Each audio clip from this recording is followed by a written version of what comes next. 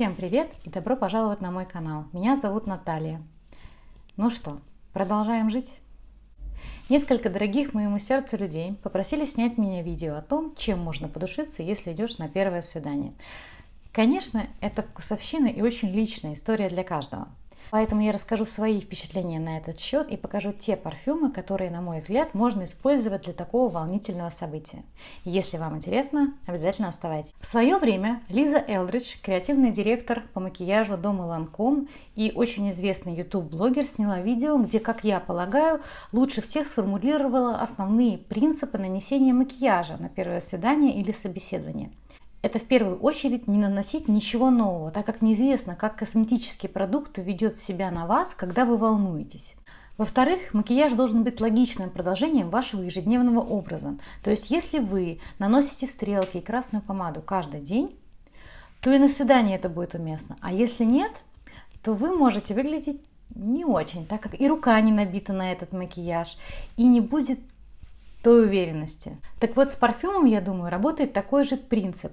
Лучше проверенный вариант, который вы знаете, как раскрывается на вашей коже, подходящий вашему образу и являющийся его гармоничным продолжением. И парфюм нанесен в том количестве, в котором вы обычно душитесь, если, конечно, вы не принимаете из него ванну. В этом видео я хочу рассказать о своих парфюмах Ex Nihilo. Я буду его так называть. Я знаю, что еще иногда называют его Ex Nihilo, но мне нравится больше первый вариант. Все парфюмы Ex Nihilo, которые у меня есть, я могла бы отнести к категории «Чем подушиться на первое свидание». В этом бренде я нашла большое количество парфюмов, которые подходят, на мой взгляд, для такого события. Это простой лаконичный бренд, который обладает большой линейкой всевозможных ароматов. Меня они не душат, не кажутся чрезмерно назойливыми, или слишком сложными, или простыми, химозными, или даже какими-то приторными. Нет, простяцкими их не назвать. Такие проверенные рабочие лошадки, которые нравятся многим. Мне нравится то, что можно приобрести официальные travel форматы по 7,5 мл, что он, в принципе, доступен к покупке в большинстве стран. Единственный минус – это цена, не в стране производителя. Вот здесь вы можете посмотреть, сколько он стоит на официальном сайте и сравнить с тем ценником, который есть у вас. Если вы хотите, я в дальнейшем запишу видео с более бюджетными вариантами на такую же тему. Первый парфюм, о котором я хотела бы рассказать, это Honoré Delights. Вот так он выглядит. У меня был от Levant. Я в итоге купила 100 мл Eau de Parfum. Сам аромат нежный, пудровый, сладкий, но не ретро-пудра, а такая пудра, как из отдушки косметики Guerlain или Too Faced. Мне вообще напоминает чем-то этот парфюм отдушку Guerlain Метеориты. Помните, они, по-моему, и сейчас есть, но чуть слаще и ванильнее. Ох, хорошо пахнет. Я не чувствую здесь мускус, но вот ваниль я чувствую здесь сразу, с первых секунд нанесения парфюма. А вот ирис я чувствую где-то через час или два после того, как я нанесла парфюм. И за счет ванильного ириса я ощущаю этот аромат очень женственным, очень добрым и таким спокойным. Если вы хотите произвести такое впечатление на первой встрече, то вот. Это он. По стойкости я ощущаю на себе его достаточно долго. Несколько часов я чувствую его на себе, на одежде, а потом он таким окружает нежным шлейфом. Этот парфюм мой любимчик, когда, что называется, надо идти нравиться в народ. Потому что его ни много и ни мало. Он нежный, очень женственный, такой миролюбивый. Этот парфюм нравится многим мужчинам. Ну, если мы не говорим о редких эстетах в растрепанных чувствах, которых у нас много в городе. Почему я думаю, что его можно нанести на первое свидание?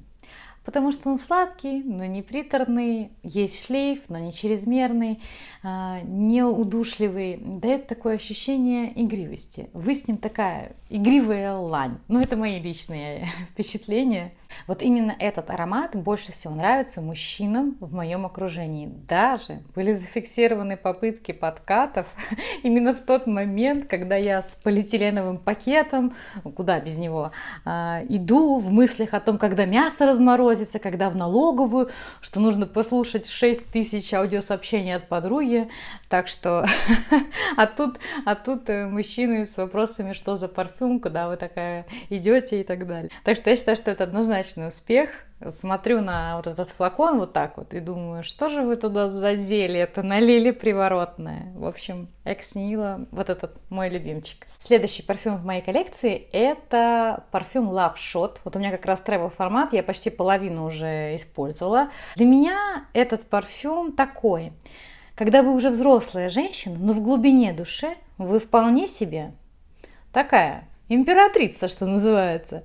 То есть первый раз, когда я его попробовала, у меня возник еще такой образ девушки в куртке кожаной розово-молочного цвета, которая надушилась эскадо магнетизм, духи моей молодости, юности, и которая как раз идет на свидание. Если в начале звучания он мне напомнил Juliet Has a Gun, аромат такой который вот он у меня в таком вот формате маленьком совсем, то сейчас он мне раскрывается шоколадом с малиной и бальзамическим уксусом. Причем бальзамический уксус я не чувствовала ровно до того момента, пока однажды не готовила что-то на кухне и не открыла бутылку с бальзамическим уксусом. Вот такой вот у меня ольфакторный фокус получился. Я чувствую здесь кожу, но она не такая, как в Мемо, например, да, которая душистая, заполняющая собой все пространство. Нет, здесь она очень близко к телу посаженная такая.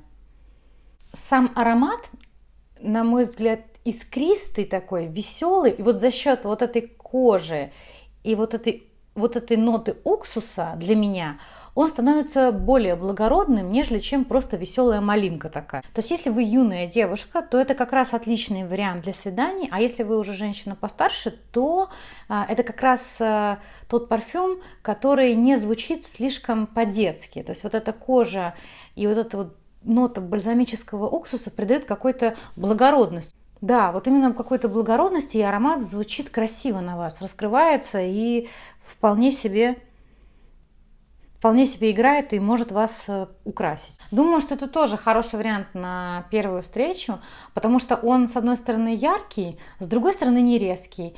И если вы любите ягодные ноты, например, малину или кожу, то вот это как раз тот вариант, который будет уместный, как по мне. Следующий парфюм – это непростой парфюм. Это парфюм для тех женщин, которые коварные обольстительницы. Но чуть что вы прикидываетесь невинным котиком. Уверенная, спокойная, с темпераментом, которая что может дать жару, что называется. Вы любите парфюмы с нотой ретро, под которые, кстати, часто понимают ирис, альдегиды, сирень. Это аромат Sweet Morphine. Вот такая вот колба у меня, тоже в travel формате, так выглядит. Это аромат про цветы. И нота ретро здесь меня не пугает. Скорее, это новое прочтение классики. Как будто бы диджей взял музыкальную композицию, например, джазовую композицию,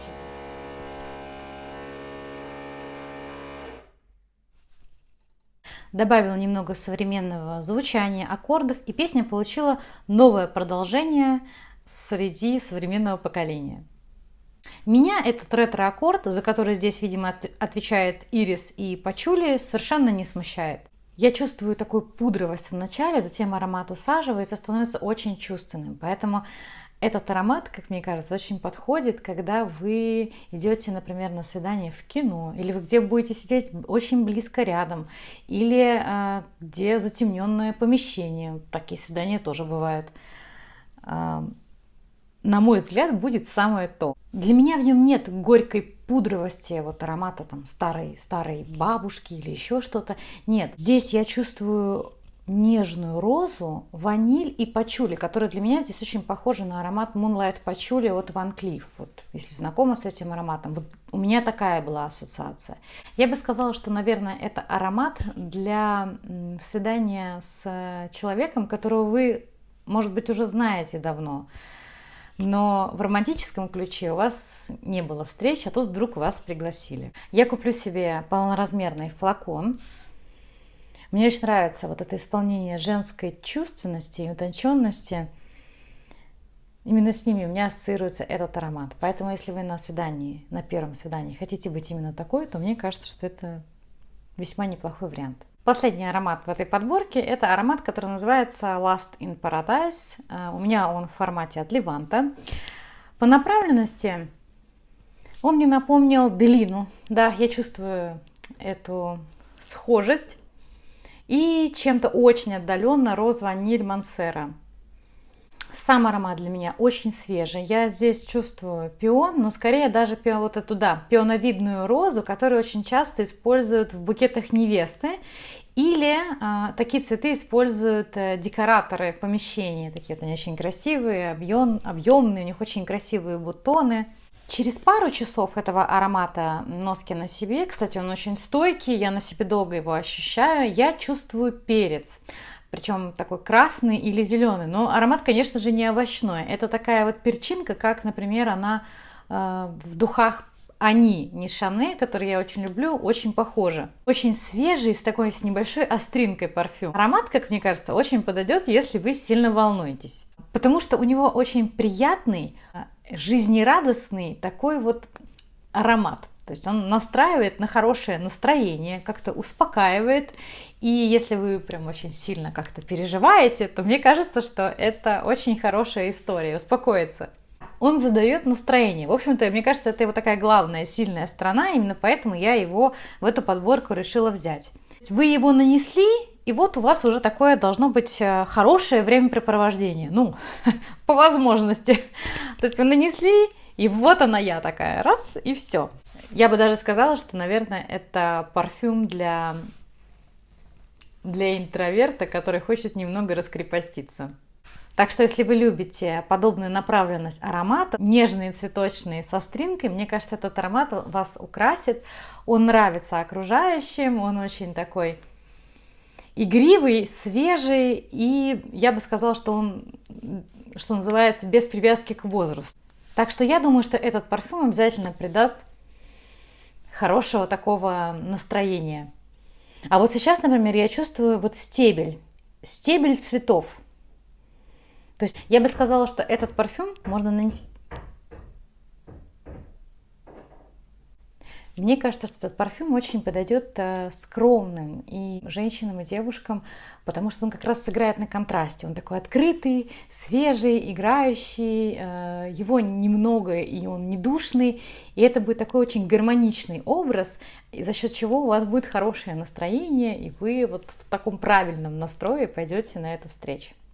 На этом у меня все. Сразу скажу, что Экс Нила ничего мне за это не платил. Я действительно думаю, что это такой хороший вариант, потому что понятно, если у вас там большая коллекция, есть из чего выбрать, то тут можно, конечно, разгуляться. А если вы только начинаете, то, мне кажется, можно присмотреться к этому бренду. Если у вас есть какие-то истории, которыми вы готовы поделиться, расскажите, пожалуйста, в комментариях. Ну, если вы сочтете это возможным, какой вы наносили парфюм на первое свидание, может быть, какие-то у вас были интересные истории. Мне действительно очень интересно узнать, какие у вас были истории с первыми свиданиями. В общем, большое вам спасибо за просмотр и всего хорошего.